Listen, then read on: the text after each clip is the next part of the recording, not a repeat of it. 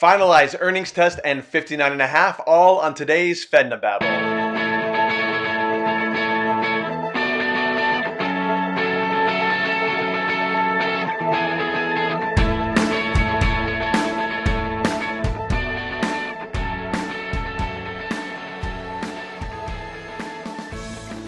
Welcome to today's Fednobabble, where we make federal retirement benefits understandable for humans in under 20 minutes. I'm Cassie Knight. And I am Kevin Jones, and we take your questions submitted on fednobabble.com or from workshops, and we answer them. We're not going to get into the heavy techno jargon of federal benefits.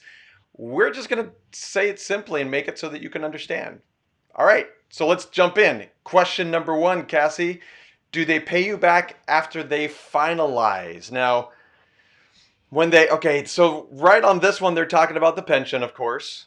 They're talking about the pension and the interim payment. So when someone retires, let's go for a standard time right now of 12 months, 1 year, before they actually finalize everything. Yeah, it definitely takes OPM a little while to get everything to process. But until Because, then, oh, go ahead. yeah, well, they have to submit their information to HR and then it goes to OPM. And so people want to make sure that they're submitting their information in enough time for HR to verify their information before it gets sent to OPM. Right. But the Okay. catch here And is that if you send it to HR earlier, that doesn't mean it gets to OPM earlier because HR doesn't pass it on until they actually retire. um, true. However, if they send it in, 30 to 60 days, sometimes 90 days for certain agencies, then that can at least get them on the ball to do their Yes. follow up, Yes. to get the information they need to have in order to be able to just send it to OPM once that retirement date happens. Right. Okay, so it There's does prep make it a little work. bit quicker because if they submit it, 2 weeks before they retire, then that could delay the time frame that OPM gets it. Correct. Yeah. Okay, and so it can delay the whole processing of it. It doesn't necessarily delay OPM. You are Yeah. absolutely correct. Yeah, and I'm glad you said that because in saying that, I didn't mean to send it in the day that you retire. I mean, worse, 6 months in advance might be good. Just try to get it in as early as I don't want to say as early as you can because 20 years is a little early, but get it in Yeah, with plenty of time so that HR can do their due diligence and their stuff that they need to do. Yeah, but then exactly. Because they're some paperwork paid. that they need to get an order from the original hire date and the original elections Yep. and everything like that to verify like FEGLI and FEHB requirements were met or not met. So once OPM has the paperwork, then OPM's going to do that same process, but in more detail, right? Mm-hmm. Because they have to verify if deposits or redeposits were made or not made, give the employee the option to make those deposits or redeposits, um, and then also verify any inconsistencies with service, right? Make sure that your SF50s are matching up with Yep. all of the other information. Of course, verifying that FEHB and FEGLI and, divorce decree. There's some things that you could do pre-retirement to make sure that at retirement, then that doesn't delay the processing of a retirement application. But to answer this question simply, yes. OPM will send the check retroactively from when a person retires. So when they retire, OPM then begins to give them around 40 to 60% of their pension amount so that they can live on. Now, mind you, this is only during an interim paycheck, only federal taxes are taken. FEGLI, FEHB will still be in effect, and an Yep. employee will still have coverage. However, they're not going to take those premiums until they finalize the application and begin the retroactive payment, and they just take that lump sum premium that is accrued during that time from that payment. However, people need to think about when they retire, what is in order for OPM to do before that retirement work is processed and finalized. Because if somebody were to retire December 31st of 2019, and it takes a year for OPM to process their paperwork, then they could be receiving that retroactive payment and that full pension amount in 2021. Sure. And that can create a huge tax problem, and people don't necessarily think about that. So they really need to do what they can prior to retirement. And I say, a year to 6 months prior to retirement, at least, to make sure that at retirement everything goes smoothly. Yeah. So let's line out kind of the timeline of this for everyone if we can, just to show what is expected or what they could expect. It's not going to be exactly this, but around. Right. Let's say a few months before you retire, you turn in paperwork. It gets HR processes it. When you retire, then they finally send it on to HR, or sorry, OPM. OPM takes about a year to figure everything out. During that time, they're giving the employee interim payment checks, but as you said, it's only 40 to 60% of that. And so they hold back the other 40 to 60% to eventually someday pay for the FEHB and the FEGLI and other things like that. And then Right. once it's done, then they will get their full pension check plus any money that they held back above and beyond what they paid out for FEHB and FEGLI, etc. They will give in a lump sum to the person once they have finalized and are doing everything. So a lot of Right. moving And pieces it's there. not just a pension, too. It's a special retirement supplement if they're Correct. eligible as well. Right. Okay. And so they're not paying that out during the interim time. Okay. And so they don't receive the special retirement supplement until after that paperwork is Right. finalized, if they're eligible to receive that. So there's a lot of different things. Plus, state tax is not something that's withheld from a There's another pension one. Yeah. automatically, right? The only thing held automatically from when you retire until your paperwork is finalized is federal taxes. That's it. And so people have to think about, if I have federal vision and dental, if I have federal long-term care, if I need to pay state taxes, then I know, they're responsible for all of those on their own That's out of until pocket. after those things are finalized. And so if they're only receiving 40 to 60% of their pension amount, and they have a mortgage and they have a car payment and all of these different expenses, then people really need to have some savings in the bank or have some other buckets of money that they might be able to pull from in the meantime. Yeah. It's amazing if the people listening and watching this actually went through just the first year of retirement. And that's it. If we only took that amount of time and then took the amount of money coming in, the amount of money taken out before you even get it, and the things that you have to pay for up front, like the state taxes, or I mean, not up front, but you'll eventually have to pay for, and did Right. all this out of pocket and where everything goes, it's really confusing. Really confusing. And it's shocking how much money they thought they were going to get that they're not going to get. Yeah.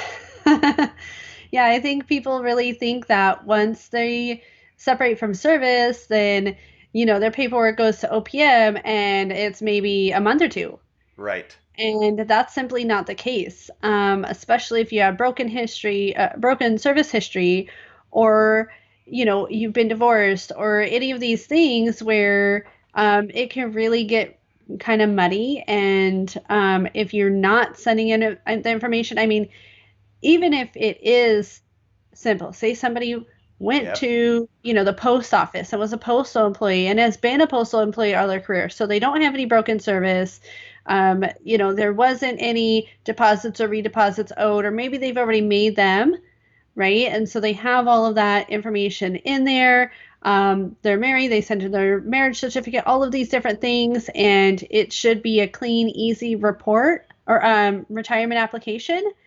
If they do not have the retirement application filled in correctly and have not included the proper documents, or included documents that were simply unnecessary, that can even delay the OPM Hmm. processing of their retirement application. Like this is a huge thing, and we can get more into detail on Yeah. that in another session because I don't want to take up all of our time here. But I just want to stress the importance of an employee doing their due diligence prior to retirement and just making sure that they have those things in order. And one of the ways to do that, first off, is knowing your numbers, Yep. right? Get a benefits report, whether it's from us, whether it's from OPM. Obviously, I want you to get our report because it really lines out the information, Because it's that you know, good. beyond beyond retirement. Yeah. And then um, not only get the numbers, but also figure out, okay, what is there federally, right? And personally that I have to do in order to make sure that all this goes smoothly. And meeting with one of our trusted financial planners or advisors really will help you be able to distill down what needs to happen prior to retirement because they're giving you all of that information Yeah. and making sure you're sending in the divorce decree as soon as possible and telling you where it needs to go and just really getting all of those detailed things done prior to retirement when they need to be done to make sure that you are not paying out more interest and are not having your retirement application delayed any further for OPM. Yeah. And having someone walk you through that process is Mm-hmm. invaluable. It's a lifesaver in many cases. So, okay, good. Boy, that's and I love these questions I because know. we could just go on and on and on about these questions from thing to thing to thing, and it's all the same thing at the same time. I mean, it's so expansive and so complicated, but we're trying to make it very understandable, obviously. We're trying. I mean, Right? I think that one of our things is to really just make sure that people understand that these things can be complex Yeah. and it can help when you have another person on your side. And, you know, we want to encourage you to just make that decision to take action and have somebody else walk with you through that process to make sure nothing is missed. Amen. Absolutely. Good. Okay, question number 2. Are Social Okay. Security benefits reduced if you have earnings after retirement? Then they give two different scenarios. What if those are salary earnings and what if those are business earnings income? So really what they're saying is if they want to continue to work and draw Social Security and they're Mm-hmm. thinking of two different ways of income. Income from working and income from salary earnings, business income earnings. Self-employment. Yeah. So there are different ways, and the answer to this is: are they reduced? It depends. Right? Right? Everything What does just it depend on, depends. Kevin? Oh, it Can you depends tell? on so many things. So really, overall, it's the earnings test. Well, part of it is the earnings test, I'll say. And Mhm. if they're under their full retirement age, Right. of whatever that is on the chart, and you can Google that pretty easily. If they're under that, and if they make less than about $18,000, then they can work and draw Social Security at the same time. But as soon as they start going over that $18,000, they're going to get hit for every $2 they make. Social Security is going to take away $1 until about it's about $40,000 when they make that they don't get any that year. Right. And so people really need to think about, okay, am I between the ages of 62 and my full retirement age? Right? After the full retirement age, the earnings test does not apply any longer. Right. And so if they are going to be employed, though, it doesn't matter whether you're an employee or whether you are self employed. This is strictly based on earnings that you have coming in, your own earned income. Okay. This is not your pension because you've Right. already, that's not something that's an earned income, you know, for tax reasons. But any income that you have as an employee or as a business owner are going to be subject to the earnings test between the ages of 62 and your full retirement age. Right. And I do want to delineate here, and this is where it gets tricky, and we highly Mhm. suggest that you meet with someone about this, like a tax professional, because if it is your own business, there's your salary that you get, but there's Mhm. also interest from the company that could happen depending on how the company is set up. If you're an Right. S, if you're a limited, well, I'll say if you're sole proprietorship, let's just say that. If you're sole proprietorship, everything's going to be taxed and it's all coming in. But if you are, for example, limited liability, taxed as an S corp, then you could have income coming in that is salary but is not taxed at the same time. I mean, it get.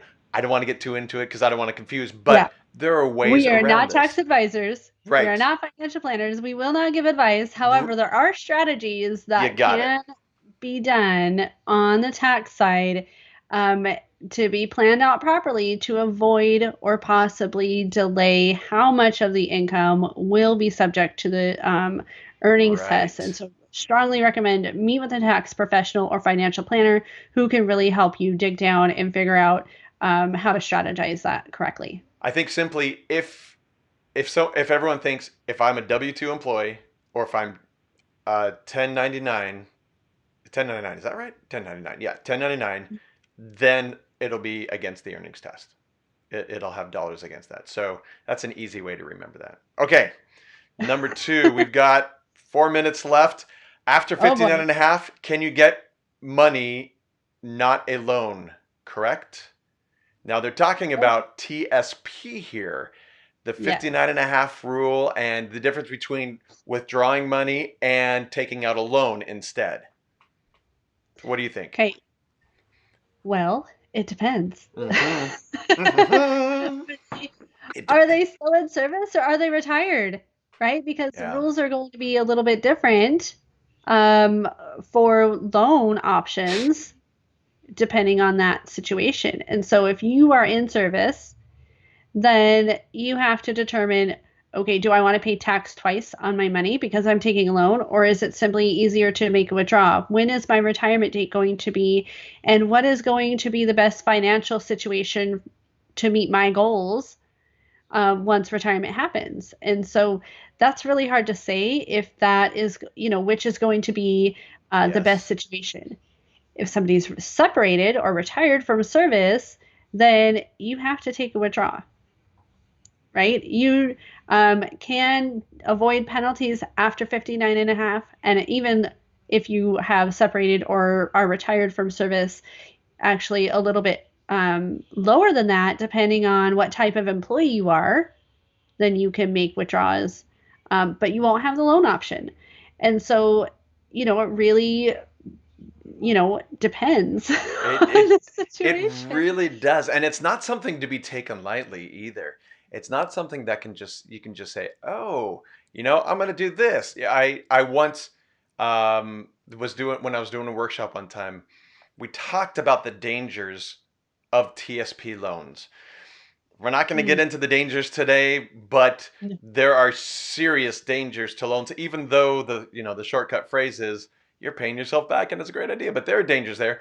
So there was a lady who came up afterwards and she said, "Kevin, thank you so much. I was about to take out a loan and make a huge mistake and I didn't even know it. So now instead, I'm going to go in and take Mm. out $50,000 as cash." And I said, "Whoa, sister, you probably just went from one big mistake to another without even realizing what you're doing. You've got to meet with a a specialist, a financial professional who understands federal benefits so that you can make the right decision because you're one bad Yeah. mistake to another and think that both decisions at those times were great decisions and they were probably horrible decisions for her." Yeah, there are so many other ways if you need that income, or need an emergency lump sum amount of money, maybe the TSP isn't your best option. Right. And that's where it really boils down to, okay, where are my different buckets of money? What is the penalties and tax implications for these different buckets of money? And what does that look like? How Yes. do these affect my other benefits, or how do they affect my financial plan that I have to really meet my goals in retirement? And so people need to definitely take a look at that and figure that out. So if you want some help figuring out some of those numbers and getting one of our reports, please go to fednobabble.com. We'll be able to get you one of our reports and also get you to one of our trusted advisors. They'll be able to reach out to you and get the information needed to build that report. It's really um, a comprehensive report on all of your federal benefits and just breaks down, your pension, special retirement supplement, deposit, redeposit information, and FEGLI, FEHB, long-term care, all of that information. And then you can ask some other questions too, because obviously they don't just deal with the federal benefits, but they also deal with other things. And so they'll be in touch with you. And also, if you want to ask us a question that we can discuss on air here, then go to fednobabble.com and fill out that information. And if we use your question, we'll send you a free Fednobabble t-shirt. Look at So that. And I'll say that the pretty awesome. report and that whole process thing is no cost, no obligation, no sales pitch, nothing like that at all. And also, if you would share this with your friends, share Fednobabble on Facebook, YouTube, the podcast, all of it. If you would share that with them and like it, subscribe, and do all that good stuff. And until next time, we'll see you and be good and have a fabulous day.